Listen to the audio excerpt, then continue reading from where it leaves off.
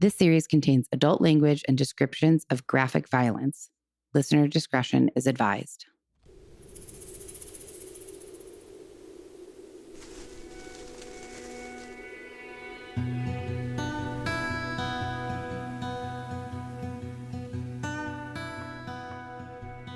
Okay. Hi. It's going to take a minute for me to get used to. I am, for those of you who are just listening, I'm trying to put my seat down. On audio, I'm also doing video, which we haven't done in months. So this is, I don't like being on video at all, but I think we are missing out on people who like to watch a podcast rather than just listen to it. So while I am doing or attempting to do this one by myself, we'll see if this actually makes it out.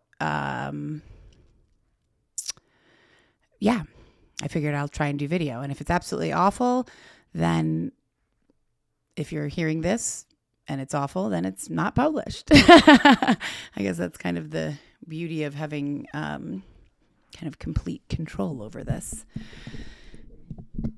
Anyways, I'm going to try to be not awkward and not mess with my hair or worry about how I'm looking. I guess I can't, because I'm actually going to try and record an actual episode by myself, not crying into the microphone about my recent breakup. If you have missed those previous 2 episodes, then there's Indiana. That's going to be the problem with this is, what? Oh, come here. You want to say hi? Oh, hello. There you go. Say hi. Yeah. She's going to be a nightmare during this, but I'm going to try. Let's see. Where am I going? Yeah, if you have been listening to the past 2 weeks, I haven't put out a new true crime. I apologize. I have been going through the worst heartache that I have ever gone through. And I am not handling it well. I have chosen to pick up the microphone and talk into the abyss, or talk to whoever's listening, I guess, for the past 2 weeks. And it helped. It really helped. It made me feel a lot better. I feel like it's helping me process. I also heard from Mark, who listened to a little bit of the first one, and he has requested that I take them down. And I am very, very torn about that. So if you don't see episodes about a breakup anymore, then I guess I took them down. And if you do, then I still am undecided, because he feels like they're too private and too personal, and people, we both have colleagues, family, friends that listen, and he's a much more private person than I am, as most people are. So I, out of respect for him, which I have still a great deal of, I may take them down until this is not so fresh, and until we see what happens. And I say that because I am still very hopeful that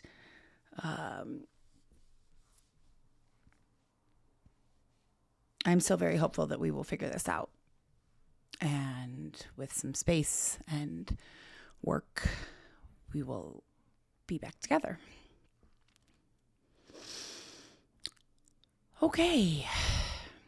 It is so much easier to sit down and not have a camera on and do this, and also to just kind of do it without knowing if I'm going to publish it or not, which I guess I still don't have to publish this. I still might not. But, the past 2 episodes, just where I just kind of released all of my innermost thoughts and feelings were really easy to do. I mean, emotionally treacherous and just awful, fucking terrible. But I just talked, and I didn't really think beyond just spewing my feelings out. So it was easier than this. I'm trying now. Now I'm trying to be cautious about what I'm saying and not say too much about the breakup. Because I don't want to this is not a breakup podcast or a relationship podcast. And I don't want to turn away all of our very lovely and loyal listeners who are here for the true crime. And I don't want to, secondary to that, I want to begrudgingly take Mark's feelings into consideration. And I say begrudgingly only because part of me feels like he dumped me, and I am trying to get through this the best way I can. I did not want to be dumped. I do not want to be broken up. I did not want him to move out. I wish we could have found a different way than something so drastic, and I didn't really have a choice in that. So now I feel like how I process this is my choice, and I am not the same as Mark. I'm, or I guess most people, a lot of people kind of turn inward and self-reflect and keep that to themselves. And I have this platform that, I don't know. it just felt right to put out those episodes, and obviously to be continuing to talk about it now. And it is helping me. So on that hand, I want to, and I've gotten such kind, supportive, encouraging words and advice and thoughts, and just really an outpouring of kindness. So for everyone who has reached out, thank you. And even if you haven't reached out, but you've just been silently listening and putting up with my emotional roller coaster, thank you to you as well.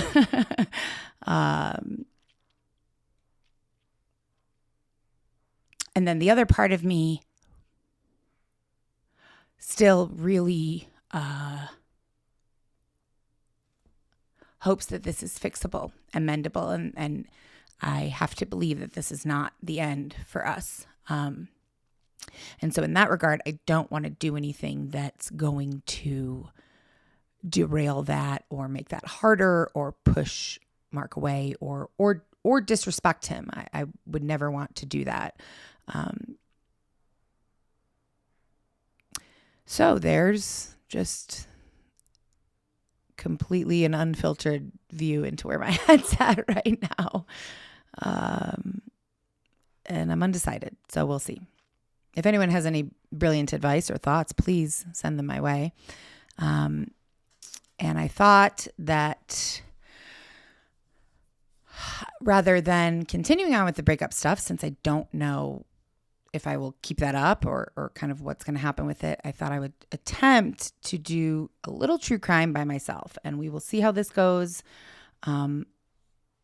Jenna is not, as far as I know, as far as us speaking the other day, Jenna's not like gone. She's not off the podcast. We will be back doing this. It has just been a difficult and emotional time, and I think I said this on one of the previous breakup things, that because Mark is her husband's best friend, is her very good friend, has been close with all of us, and is essentially family for like 15 years now. It complicates things, and it makes it tough to navigate. And I don't want her to be put in any kind of more difficult of a position than she's already in with all of this. So I am just going to attempt to do this by myself for a very brief interim right now, while the rest of this kind of, where where the chips fall where they may, I guess. Sorry, I feel like I'm not speaking as well because I'm so hyper aware of this camera in my face, which is maybe a sign that I am not ready to be on camera yet. The podcast has only been out for a year, so you'd think by now I would be comfortable with it, but I'm not quite. So, but I'm going to keep going because fuck it. Why not? So I'm going to jump into, I say that like a little true crime because this is not a news story.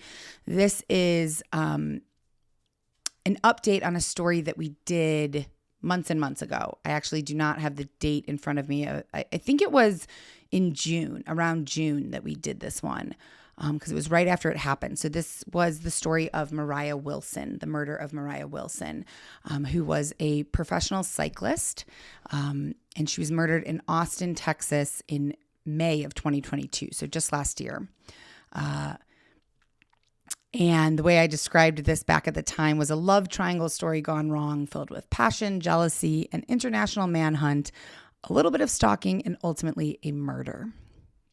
So I'm going to just take us back through the original story a little bit because it's been a while and even I didn't remember all of the details. So I'm going to kind of recap that and then I will give you the updates. If you totally remember this story, then you might want to fast forward. This will be repetitive for you, but for anyone who hasn't heard this one, our new listeners, or anybody who doesn't have, a memory that remembers a murder story from months ago, then this recap will be helpful. So Moriah was on a real roll with her cycling career. She had won nearly 10 races between 2021 and 2022. And one of the most recent races that she won was the 137-mile Belgian waffle ride in San Diego. And she won that by a whopping 25 minutes over the person who took second place, which was a huge, huge win for her. It was also, unfortunately, her last race that she would ever compete in.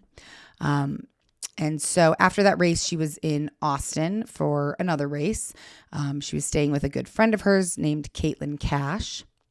And she was there for a race, but she was also catching up with other friends in the cycling community who were also in town for the race. And if you remember, there was one person in particular that she connected with, and that was Colin Strickland. He was also a fellow professional cyclist. They had a brief kind of romantic interlude at some point, but it didn't last long. It ended easily, no problems, and they remained friendly afterwards. So on the afternoon of May 11th, it was Moriah's second night in Austin. She texted Caitlin Cash, the friend that she was staying with at her house, that she was going to go swimming with Colin. And they did go swimming. They went to a place called Deep Eddy Public Pools. And then they went for burgers at a place called Pool Burger. Lots of pool themes.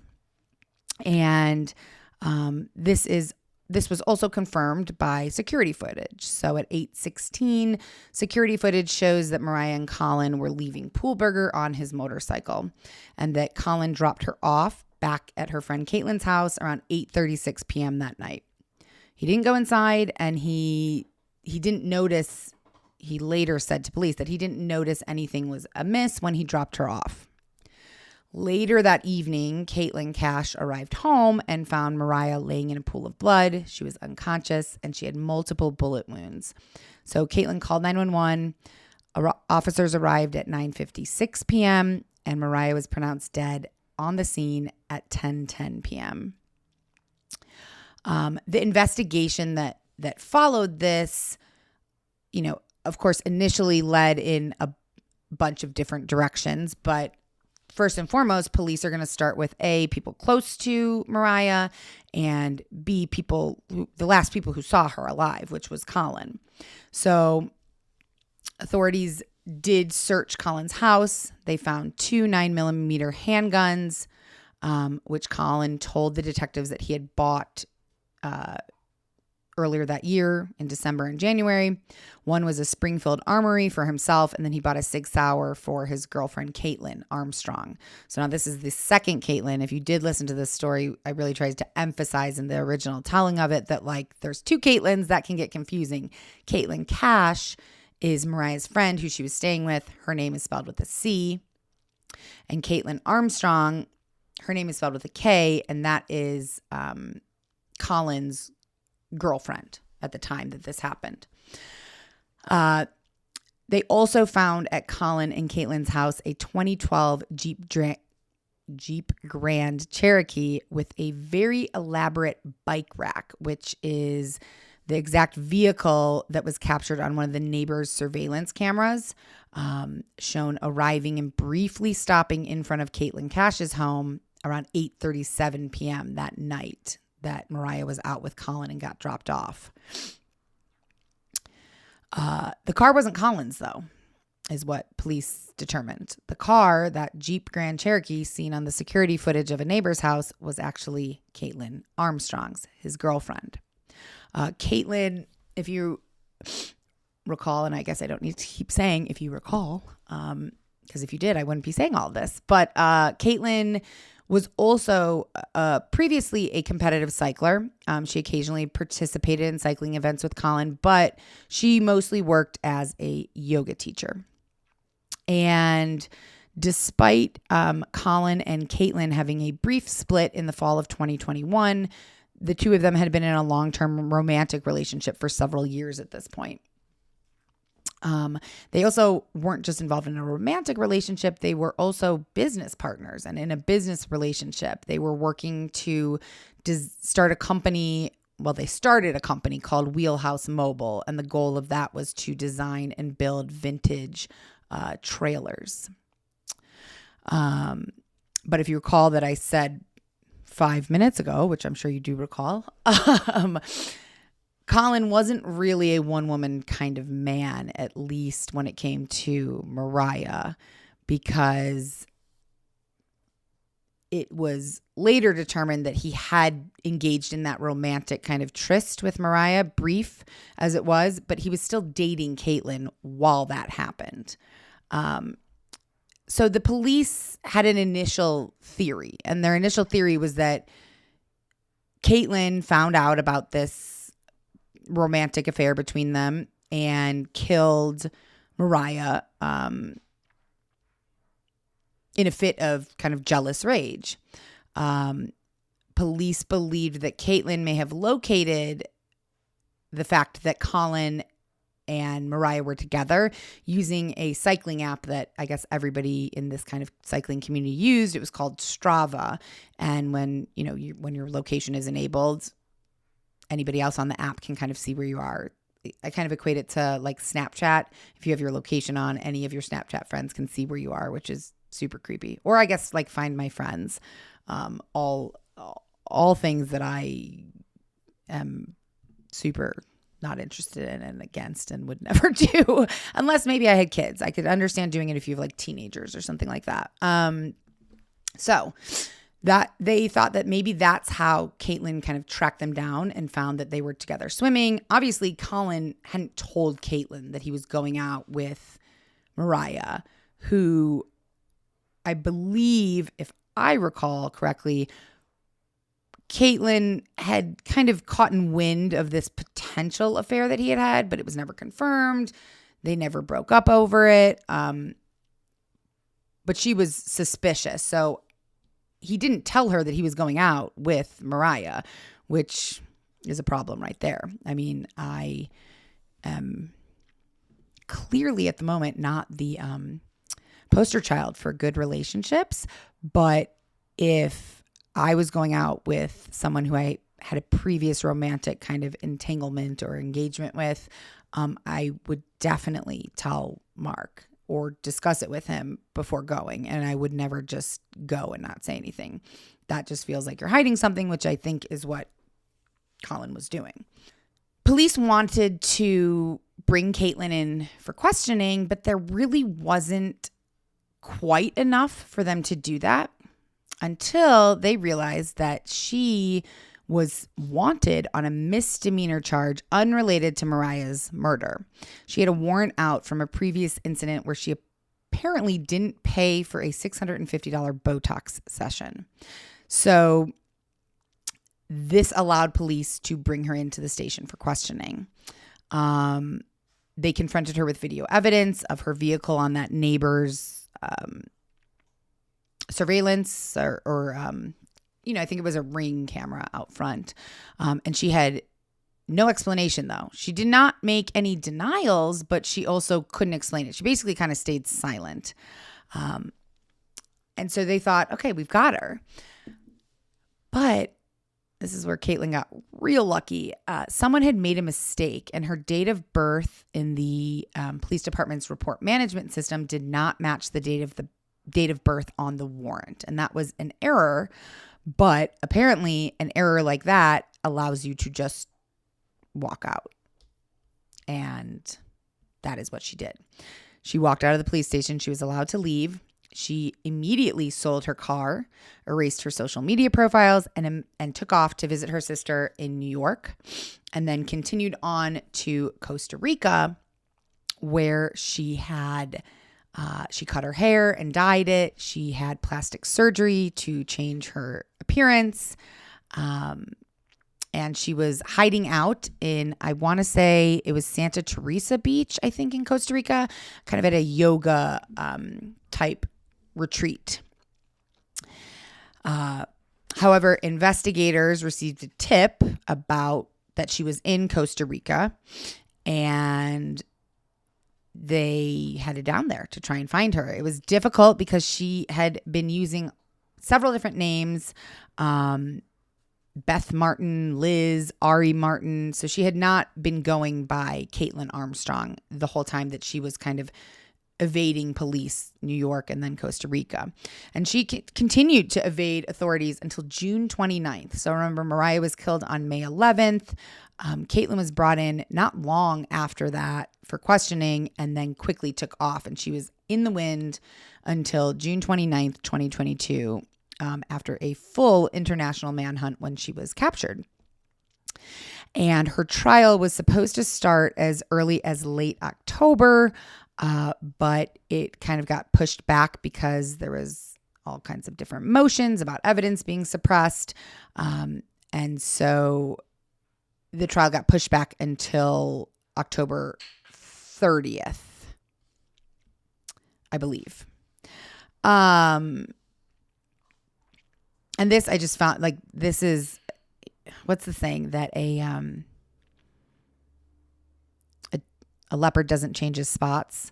And that kind of, I think that's what popped into my brain when I was researching this and finding these updates, that 3 weeks before the trial began on October 11th, Caitlin tried to escape custody. She ran away from officers who were escorting her to a doctor's appointment. But she only ended up making it about half a block, and they were able to catch her. And that brought on an additional charge. She was charged with escape causing bodily injury, which was a felony for this October 11th incident. That could bring up to 20 years in prison if she's convicted of that. But the murder could bring up to 99 years in prison. So clearly that's the one that she's more concerned about, I'm assuming, or was more concerned about. So her trial began on October 30th. Prosecutors told the jury all the details, about the guns at Colin's house, about the Strava app that maybe she was tracking Colin and Moriah with, about the Jeep that had been seen near Caitlin Cash's house. And Armstrong's attorney, Caitlin's attorney, countered by saying that there were no witnesses to the killing or video evidence putting her at the scene. The car, sure, but you couldn't tell who was driving it. So it wasn't definitive that it was her. There was a lot of people who testified, and it was these testimonies were interesting. So Caitlin Cash, Moriah's friend, where the house where Moriah was killed, testified the first week of the trial. She was incredibly emotional. She recounted to the jury how awful it was to get back to her apartment and find her good friend covered in blood, lying in a pool of blood. The jurors also replayed the 911 call that involved Caitlin Cash calling 911 as she was trying to revive her friend. The Travis County prosecutor, Rick Jones, said during his opening statements and while questioning Caitlin Cash, he said, the last thing Mo, because that's what her nickname was, Mo, the last thing Mo did on this earth was scream in terror. Those screams are followed by pow, pow. And he clapped his hands really loud, and he said, and then seconds later, Armstrong shot Moriah a third time. And those screams were captured on surveillance video.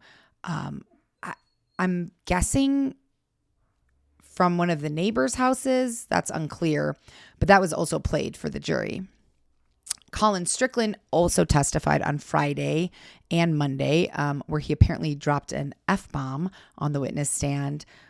He appeared pretty uncooperative during the defense team's cross-examination. He told jurors that his relationship with Caitlin started by a dating app in 2019. And he claimed that they dated other people when they were broke up. It was on again, off again for 2 years, apparently, according to him, of course. And that while they had these kind of brief breakups, they both dated other people. That to me, fine, that's believable by itself. But then what comes out next makes it less believable that it was like that they were both okay. They were dating other people.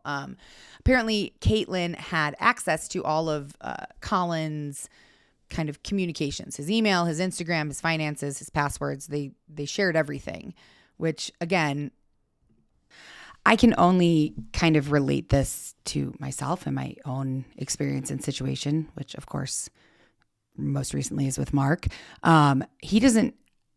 I don't understand this. I don't understand sharing passwords and having access to your partner's like everything. I just think that feels unnecessary and like there's some kind of lack of trust there. That's just my personal feeling. Like if I'm worried about who you're talking to on social media or what you're liking or looking at or who you're texting, then there's a deeper problem there. And luckily for me, Mark doesn't have social media. I mean, he has an Instagram for his like woodworking, but I run that Instagram or did. So that's never really been a factor in our relationship, which I'm grateful for because I think sometimes as wonderful and necessary as social media is for a lot of reasons, it can be problematic in relationships sometimes. I don't know, you can look in somebody's phone or email, things can be misconstrued. Like, I just think you're going down a dangerous road when you do that. So, I find this strange. However, I understand that lots of people in relationships do interact in this way. Not for me. Here's exactly why. He changed the name associated with Moriah's contact information purposefully. So, he had Moriah in his phone and they'd obviously been texting because they went out swimming and went out for burgers and stuff. But he changed her name to, I don't know, to say Todd or something. Who knows what he changed it to, but he changed it to something so that if Caitlin went into his stuff, she would not know that it was another woman and not know that it was Moriah because she knew who Moriah was. Apparently, Caitlin kept a close eye on his communications with other women, allegedly sending him a text message containing an intimate photograph a woman sent him in private. So she came across a photograph in his phone or an email or social media, something that another woman had sent him. And then she like screenshot it and sent it back to him to be like, who's this? What's this? Colin, while on the stand, said that he did have a brief relationship with Moriah, but it was very briefly romantic, mostly just a friendship. He testified that he loved Caitlin, but didn't know if the two would be able to make a long-term relationship work. He broke up with her the first time because he didn't think they had enough in common. And then he later asked her to stop competing at his races. He had an issue with cheap clothes that she bought online. He didn't like it when she showed her support by wearing identical outfits to the ones that the sponsors sent him. I guess that is a little creepy. When he was asked why he had purchased Caitlin a gun in 2021, Collins said that she was experiencing paranoia over a road rage incident and also concerned about the rising homeless population when she was bike riding solo, and that's why he got her a gun. After Collins' second day of testimony, he got so frustrated with a journalist asking him questions outside that he actually knocked the camera off the journalist's shoulder. There's also footage of him stepping on a different cameraman's foot, who apparently filed a complaint with Austin police. Colin was not happy to be here and not happy to be testifying and put on the spot. That's for sure. Austin Police Department Detective Richard Spittler also testified and said he pursued another one of Moriah's ex-boyfriends as someone who might be a person of interest. But he said that he did this because everything about the scene where she was killed made it seem like a very personal homicide. And he said, quote, "I wanted to try and track down anybody who had something personal with her, some sort of personal relationship." The ex-boyfriend, though, that he did look at briefly, was able to provide flight information and receipts for a rental car that put him more than 7,000 miles away during the time of her killing. And I don't know if you remember, there was a bicycle of Moriah's on the scene that apparently had been taken, and police found it in some bushes nearby. They didn't know who had murdered her at this point. It just seemed weird. But later they did find some of Caitlin's DNA on that bicycle that they found in the bushes, like down the road. Detective Spittler did eventually clear Colin, obviously before this trial and before they went and took Caitlin, but he was also a person of interest for a while. His cell phone records put him too far away from the scene where Moriah was murdered. So he wanted to make it clear that he did explore other potential people of interest, but he said that everything brought him back to Caitlin Armstrong. Caitlin Armstrong's good friend took the stand, Nicole Mertz. She explained that Caitlin and Colin broke up and got back together all the time, and that when he was talking about Caitlin to people, he would say his lady friend. He would not say girlfriend. She also heard Caitlin say multiple times that if she ever found out that Colin was dating another woman, she would absolutely kill her. So Nicole on the stand said, quote, "My first thought was that Caitlin might have had something to do with it as soon as she found out about Moriah's killing." She said, "I do remember conversations with Caitlin where the words kill and gun were used, but it was not specific, I guess, to Moriah, at least the conversations that she had with Caitlin." And then one of Colin's friends took the stand, Jacqueline Chastain. Chastain? Yeah, I think that's how you say it. She was friends with Colin and then had eventually befriended Caitlin. Jacqueline said that Colin would openly talk about not having a girlfriend, despite at the beginning of the relationship, she witnessed him being head over heels with Caitlin. But as the relationship went on, when Caitlin wasn't around, he said that he was single.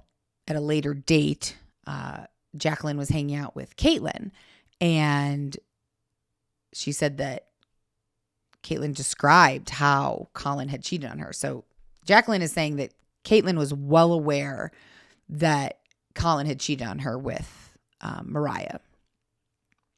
Jacqueline said, quote, "She had described how Colin had cheated, but while she was describing that, she had said in so many words that she wanted to kill her, that she had thought about it. But how she said it at the time, I didn't take it seriously. She said something to the effect that she had bought a gun. I don't know, the words kill and the word gun were used, but I don't remember taking it seriously." Jacqueline did contact the police after finding out about Moriah's death and told them about these remarks that Caitlin made.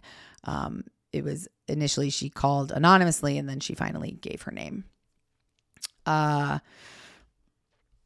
Other things that came out during the trial, the Detective Spittler told the court that there were more than 24 search warrants that were served during this investigation. Warrants on cell phone data, the actual devices, Google accounts, vehicles, residents, social media accounts. And you kind of don't think, I read that and I was like, I didn't think about that. I guess I think you get a warrant for somebody's house and you can kind of like, it's free for all. You can go into the computers, do whatever. But this makes it sound like you need a separate warrant for each thing that you're going to investigate of someone's. There was some information pulled from Caitlin's iCloud account that shows she deleted a note on May 12th, 2022. So that was just the day after the murder. And it wasn't clear everything that was in this note, but it did have an address near Caitlin Cash's house written down. Caitlin's iCloud account also showed that she searched for her name. She searched articles about Moriah's murder and about her escape. She also searched when she was on the run, can pineapples burn your fingertips? And she also searched for rhinoplasty, so nose jobs in Costa Rica.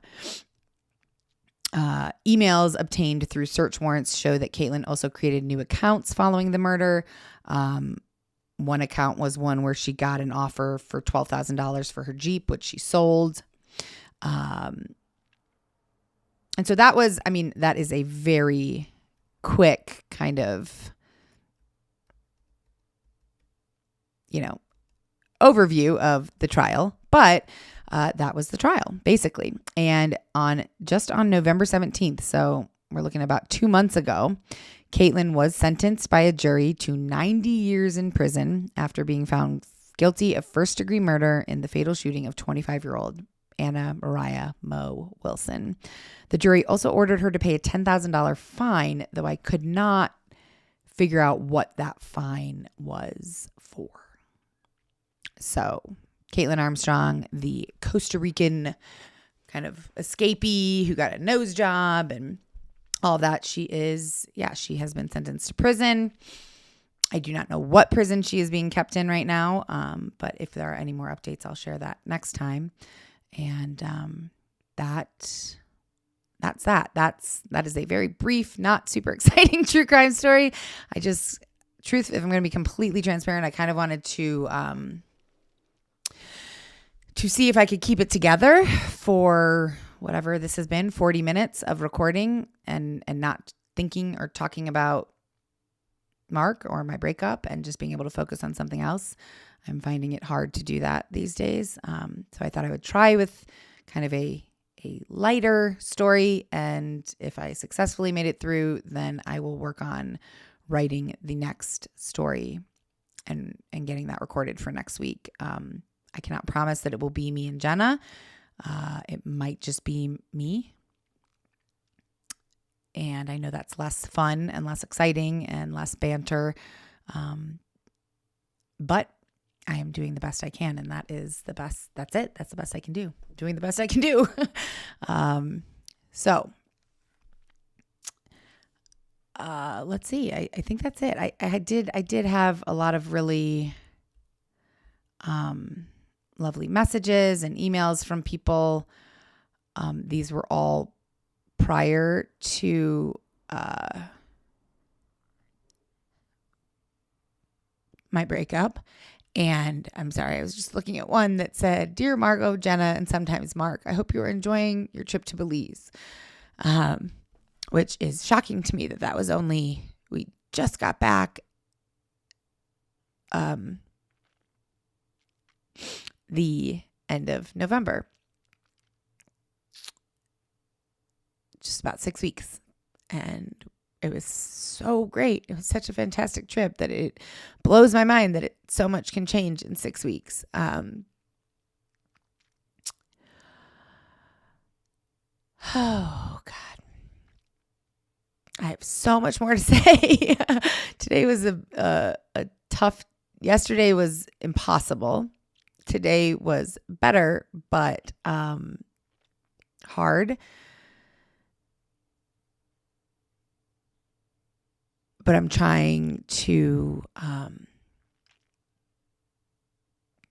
remember that I am strong enough to get through this, and I am trying to not go super negative and to stay positive. And for me, positive right now means thinking that we are going to figure this out and be better for it. And even when I say that, there's like a small part of my brain that's like, no, that rarely happens. But I have no idea. I've never really been through a breakup like this. So I have no idea if that happens or not. I have to, in order to kind of wake up each day and be doing work, which I need to be doing, I have to tell myself that, and I have to believe that there is, this is not the end. Don't miss what happens next in today's episode. We'll be right back after a short message from our sponsors.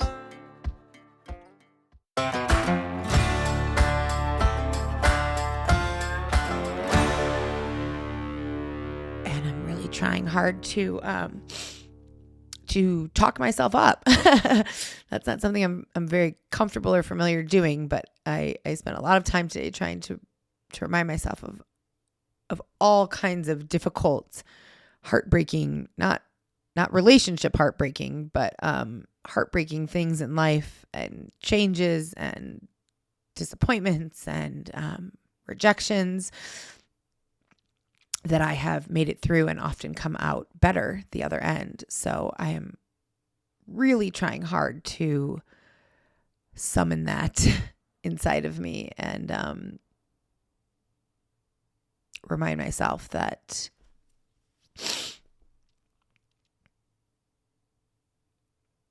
I am strong enough to get through just about anything.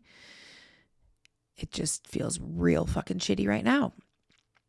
It feels real shitty and real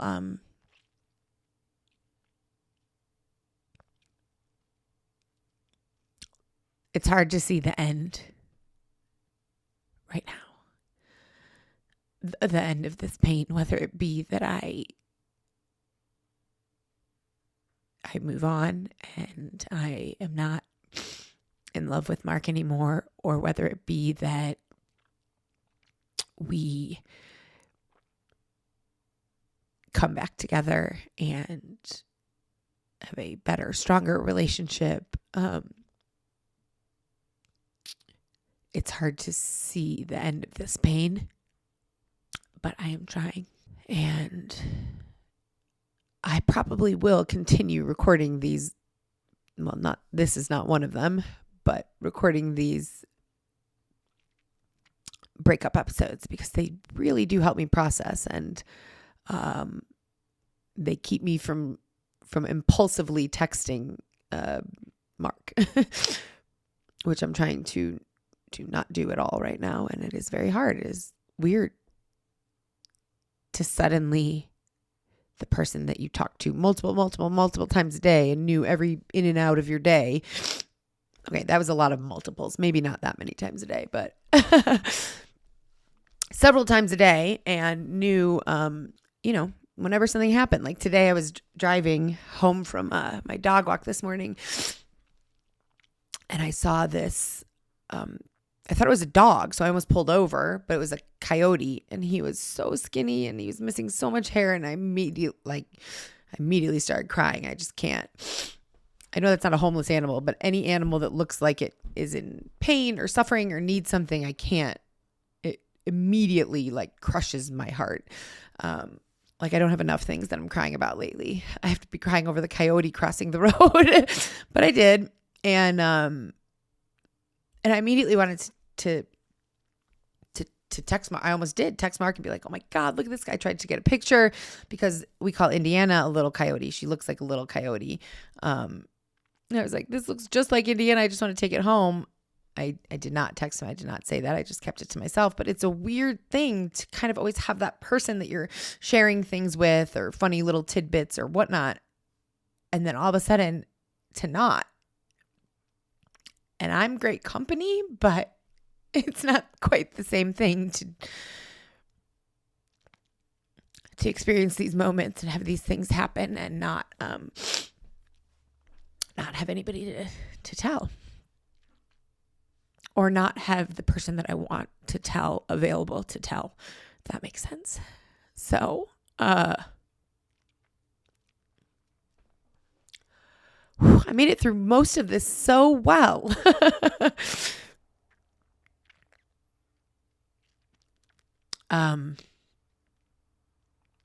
Yeah, I will continue leaving these as just kind of to be continued. The Moriah Wilson is long over. So no more to be continued on that, but to be continued on, if I can make it through one fucking podcast without crying right now, I'm going to say no for now, but I'll keep trying. And hopefully you will not get so annoyed that you give up and stop listening. I promise we will be back to our regular programming at some point in the not too distant future. And I thank all of you for sticking with us, with me, and being patient and understanding during this time. I feel like this is not the second time this has happened. Before it was Izzy, and that seems like a much more understandable or sympathetic reason, I guess. I don't know. Maybe that's because I'm an animal lover, than being broken up with or being dumped. But nonetheless, I appreciate everyone who has continued to listen, or is at least not listening, but patiently waiting for a normal episode to come out, and not judging my ongoing microphone sobbing that I've been doing. So thank you. And breakups fucking suck. Breakups suck. But that's it. I'm going to leave it at that and say thank you. Please don't unsubscribe. It will be back to normal soon. I have to believe that. So, okay. That's it. Bye, guys. Death by Southwest is hosted by Jenna Schneider and Margot Carmichael. Executive produced by Margot Carmichael. Produced by Jenna Schneider. Audio editing and sound design by Margot Carmichael. Music by Soundstripe. And a special thanks to Edward R. Murrow for letting us borrow his famous sign-off phrase, "Good night and good luck."